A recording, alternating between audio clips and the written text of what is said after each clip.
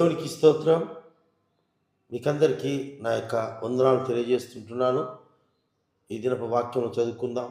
ద్వితీయోపదేశ కాండము 32వ అధ్యాయము 13వ వాక్యం. భూమి యొక్క ఉన్నత స్థలముల మీద వాణ్ణి ఎక్కించెదను.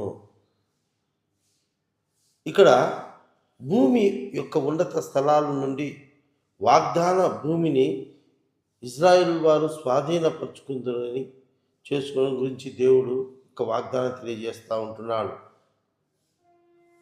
ఇజ్రాయేలీలు దేవునికి ఎంత తిరుగుబాటు చేసినా ఆయనను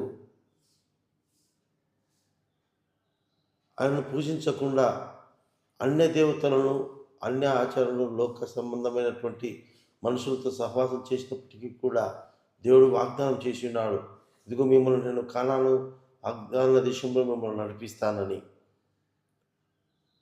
ఎందుచేతనంటే దేవుడు ఇజ్రాయేల్ పట్ల ఒక ఉన్నతమైన ఆలోచన, ప్రణాళిక వారి పట్ల కలిగి ఉండి వారితో ఈ వాగ్దానం చేసి ఉన్నాడు.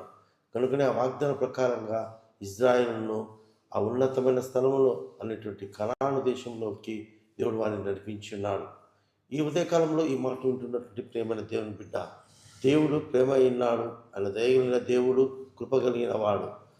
ఈ లోకంలో అన్ని జనాంగంగా జీవిస్తున్నటువంటి నీవు నేను మనందరం వాగ్దాన పుత్రులం కాకపోయినప్పటికీ ఈరోజు యేసుక్రీస్తు ప్రభువుల వారి యొక్క కృప ద్వారా, ఆయన యొక్క రక్తము ద్వారా మనలందరినీ కూడా శాశ్వతమైన ఉన్నత స్థలముల మీదికి ఆయన మనల్ని ఎక్కిస్తానని, ఆయనతో కూడా నాతో కూడా నీవు నాతో కూడా ఉంటామని దేవుడు వాగ్దానం చేస్తుంటున్నాడు.